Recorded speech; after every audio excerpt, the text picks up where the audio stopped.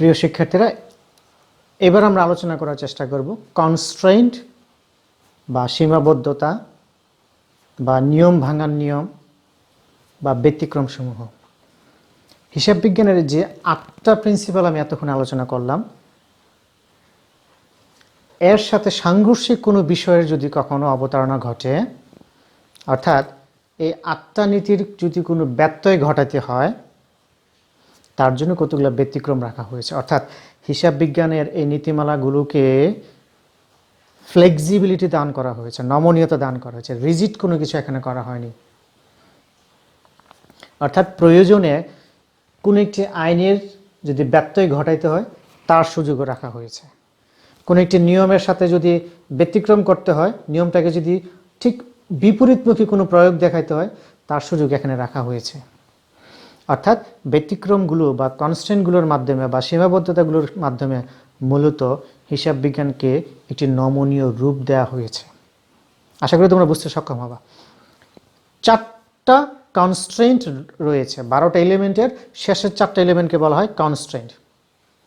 1 নম্বর constraint conservatism principles, রক্ষণশীলতা নীতি। এটার মূল কথা কি? এটার মূল কথা তোমরা ছোটবেলা থেকে যে কথাটা জেনে এসছো, সমাপনী মজুত পণ্য মূল্যায়ন করার সময় ক্রয় মূল্য এবং বাজার মূল্যের মধ্যে যেটি কম সেটিকে লিপিবদ্ধ করতে হবে। ধরো ক্রয় মূল্য 1 লক্ষ টাকা এবং বাজার মূল্য হচ্ছে 80,000 টাকা। তোমরা কিন্তু বাজার মূল্য 80,000 টাকায় লিপিবদ্ধ করেছো। কখনই কি মনের মধ্যে প্রশ্ন জেগেছে? ক্রয় মূল্য নিতে আমাকে বলেছে যেই দামে কেনা হয়েছে সেই দামে লিপিবদ্ধ করতে। বাজার মূল্য কম হয়ে যাওয়ার কারণে আমি বাজার মূল্যকে লিখছি, কিন্তু আমি তো ক্রয় মূল্য নীতিকে অগ্রাহ্য করছি। কেন? তাহলে যখনই সমাপনী মজুত পণ্য মূল্যায়ন করতে গিয়ে ক্রয় মূল্য এবং বাজার মূল্যের মধ্যে বাজার মূল্যটা ছোট হয়ে যায়, আমরা কিন্তু তাকেই লিখছি। এই প্রশ্ন করছি না যে আমি ক্রয় মূল্য নীতিকে শ্রদ্ধা প্রদর্শন করতে গিয়ে বেশি দাম হোক, কিন্তু ক্রয় মূল্যে আমি লিপিবদ্ধ করব। অর্থাৎ রক্ষণশীলতা নীতির মূল কথা হচ্ছে সম্ভাব্য আয়কে লিপিবদ্ধ না করে সম্ভাব্য ব্যয়কে লিপিবদ্ধ করা। Provide for all losses anticipating no profit. তোমার ভবিষ্যতে মনে করো কোনো একটি উৎস থেকে 10,000 টাকা আয় হওয়ার সম্ভাবনা আছে, হতেও পারে নাও হতে পারে। হিসাব বিজ্ঞান বলছে এই সম্ভাব্য আয় নিয়ে তোমার এখনই কোনো চিন্তা করার দরকার নেই, তোমার ইনকাম স্টেটমেন্টে এই সম্ভাব্য আয়কে দেখাবার কোনো প্রয়োজন নাই। কিন্তু যদি বিপরীত ঘটনা ঘটে যে কোনো একটি উৎসে ভবিষ্যতে আমার কিছু ব্যয় হওয়ার সম্ভাবনা আছে, হিসাব বিজ্ঞান বলছে, কনজারভেটিজম প্রিন্সিপাল বলছে, তাহলে তুমি এখনই সেটা এই হিসাবকালের ব্যয় বলে গণ্য করো। ভবিষ্যতে কোনো সুখের অনুভূতি আসতে পারে, হিসাব বিজ্ঞান বলতে সেটা নিয়ে এখনই আনন্দিত হওয়ার কিছু নেই। ভবিষ্যতে একটা দুঃখজনক ঘটনার সম্মুখীন হতে পারে, হিসাব বিজ্ঞান বলছে তার জন্য এখনই ব্যবস্থাপনা রাখো। এই যে বিষয়টা, একটা রক্ষণশীল মানসিকতা। আমি আমার আনন্দটা নিয়ে এখনই উদযাপন করব না, কিন্তু আমার ভবিষ্যৎ সম্ভাব্য দুঃখকে নিয়ে এখনই আমি প্রস্তুত হয়ে যাব। এই যে কনসেপ্টটা, এটি হচ্ছে রক্ষণশীলতা নীতি। তুমি যদি ক্রয় মূল্যে বেশি লেখো, সমাপনী মজুত পণ্য মূল্যায়ন করার সময় যদি কমটা না রেখে বেশিটা লিখো, তাহলে নেট ইনকাম বেড়ে যাবে। আর যদি কমটা লেখো, নেট ইনকাম কম প্রদর্শন করা হবে। আমরা কমটা লিখতেছি, নেট ইনকাম কম দেখাচ্ছে, কারণ ভবিষ্যতে কী দামে বিক্রি করা যাবে আমি জানি না। সম্ভাব্য সেই আয়কে আমি এখনই আমার ইনকাম স্ট্যান্ডার্ডে লিখতে চাচ্ছি না। এটাই হচ্ছে রক্ষণশীলতা নীতির মূল কথা। সম্ভাব্য আয়কে লিপিবদ্ধ করা যাবে না, কিন্তু সম্ভাব্য ব্যয়কে আমি লিপিবদ্ধ করে ফেলব।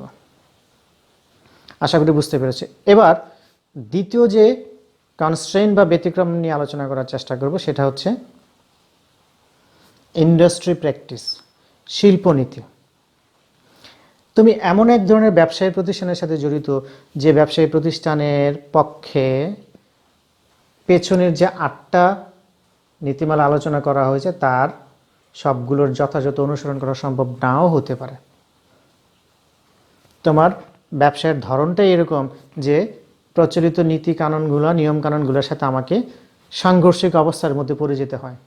একটা যদি উদাহরণ দিই তাহলে তোমরা বুঝতে সক্ষম হবে।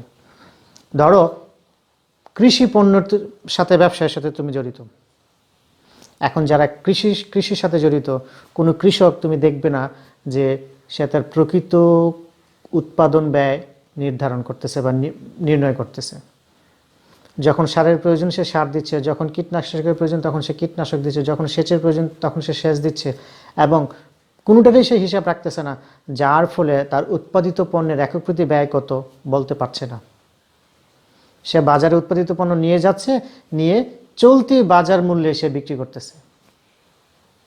এই যে বিষয়টা কেন ঘটতেছে, কারণ এখানে প্রকৃত উৎপাদন ব্যয় ওই কৃষক ভাই লিপিবদ্ধ করতে পারছেন না বা পারেন না বা করেন না, যার কারণে তাকে বাধ্য হয়ে ক্রয় মূল্য নীতি অনুসরণ করা থেকে সরে আসতে হয়েছে। অর্থাৎ তোমার শিল্প যদি বলে কোনো একটি নীতির ব্যতিক্রম ঘটাইতে, সেই সুযোগ এখানে রাখা হয়েছে। 3 নম্বর কনস্ট্যান্ট বা 3 নম্বর ব্যতিক্রম, কস্ট বেনিফিট কম্পারিজন, ব্যয় সুবিধা সম্পর্ক বা রিলেশনশিপ, যেটাই বলি না কেন। এই নীতির মূল কথা হচ্ছে তুমি যে সুবিধা পাওয়ার জন্য তথ্য সরবরাহ করবে, তথ্য সরবরাহের ব্যয় থেকে প্রাপ্য সুবিধাটা অবশ্যই বেশি হতে হবে। এটাই হচ্ছে কস্ট বেনিফিট কম্পারিজন। অর্থাৎ ইনফরমেশন যা তুমি প্রোভাইড করবা তার দ্বারা যে সুবিধা হবে, সেই সুবিধার মূল্য অবশ্যই ব্যয়, তথ্য প্রদান করতে গিয়ে যে ব্যয় হবে তার থেকে বেশি হতে হবে। 3টা। 4 নম্বর কনস্ট্যান্ট বা ব্যতিক্রম হচ্ছে ম্যাটেরিয়ালিটি বা বস্তুনিষ্ঠতা। জিনিসটা কেমন? ধরো আমরা ব্যালেন্স শিটের সম্পত্তি বা স্থায়ী সম্পত্তিগুলোকে লিপিবদ্ধ করে থাকি। এই চিন্তার দ্বারাই আমরা অনুপ্রাণিত হই যে স্থায়ী সম্পত্তিগুলো আমি দীর্ঘদিন ধরে ব্যবহার করব। অর্থাৎ তাদের আয়ুষ্কাল অনেক বড় হয়, অনেক লম্বা হয়, দীর্ঘমেয়াদী আয়ুষ্কালের অধিকারী এই সমস্ত সম্পত্তিগুলো।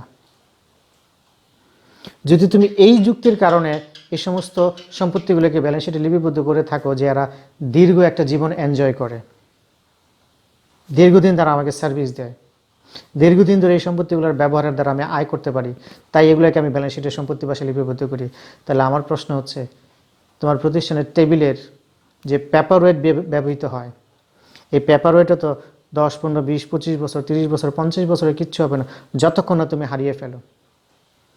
তাহলে কি তুমি পেপার ওয়েটটাকে অনেক লম্বা একটা আয়ুষ্কালের অধিকারী মনে করে ব্যালেন্স শিটের সম্পত্তি পাশে প্রদর্শন করবে, না এটাকে মনিয়ারি হিসাবে, খরচ হিসাবে দেখাবে?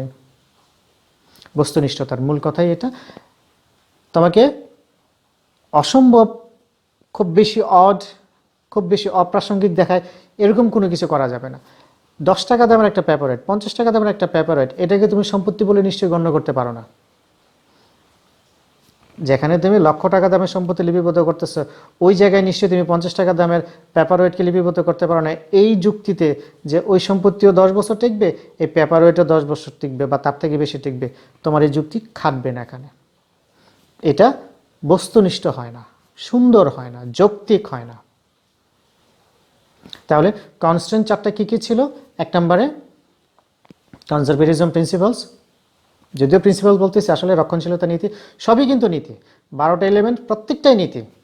আমরা আলাদা আলাদা ভাগ করতেছি, 4টাকে বলতেছি অ্যাজাম্পশন, 4টাকে বলতেছি প্রিন্সিপাল, 4টাকে বলতেছি নীতি। রক্ষণশীলতা নীতির মূল কথা কি? সম্ভাব্য আয়কে লিপিবদ্ধ না করে সম্ভাব্য ব্যয়কে লিপিবদ্ধ করা। বস্তুনিষ্ঠতা নীতির মূল কথা কি? ওই যে পেপার ওয়েট, এটাকে ব্যালেন্স শিটের সম্পত্তি পাশে প্রদর্শন করা যাবে না, জিনিসটা সুন্দর হয় না, দেখতে ভালো লাগে না। কস্ট বেনিফিট কম্পারিজন, ব্যয় প্রদান করতে গিয়ে যা খরচ হবে তা এর থেকে প্রাপ্য সুবিধা অবশ্যই এর থেকে বেশি হবে, সুবিধার মূল্য অবশ্যই বেশি হবে। শিল্পনীতি, প্রচলিত নিয়ম কানুনের ব্যত্যয় ঘটানোর জন্য তোমার যদি ইন্ডাস্ট্রি, তোমার শিল্প, তোমার যে ব্যবসায় তুমি যে ফিল্ডে তুমি ব্যবসা করো, ওই ফিল্ডের ব্যবসায় যদি মনে হয় যে অন্যান্য নীতিগুলো মানা সম্ভব হচ্ছে না, তুমি তার ব্যতিক্রম ঘটাইতেই পারো, রাখতেই পারো। আশা করি তোমরা জেনারেলি অ্যাকসেপ্টেড অ্যাকাউন্টিং প্রিন্সিপালসের সম্বন্ধে একটা বেসিক